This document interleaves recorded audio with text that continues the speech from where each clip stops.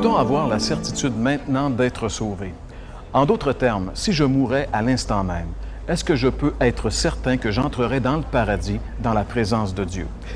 Eh bien, si on se tourne du côté des religions pour avoir ce genre de certitude, on risque fort d'être très déçu, car aucune religion ne peut donner ce genre de certitude, car toutes les religions sont fondées sur la même base, c'est-à-dire sur le sable mouvant du salut par les œuvres.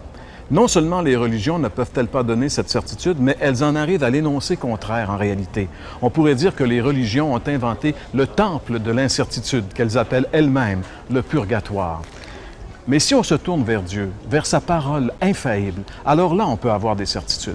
Lisons ensemble ce que dit la Bible à ce sujet, dans la première lettre de Jean, chapitre 5 et le verset 13. « Je vous ai écrit cela pour que vous sachiez que vous avez la vie éternelle, vous qui croyez au Fils de Dieu. » Eh bien, il est difficile d'être plus clair que cela.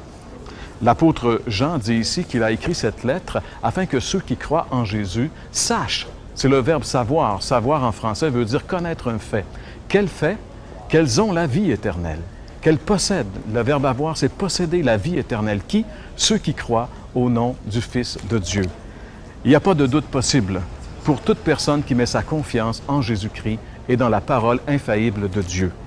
Oui, nous pouvons, sans l'ombre d'un doute, avoir la certitude que nous sommes sauvés si nous nous confions en Jésus et en sa parole, la Bible.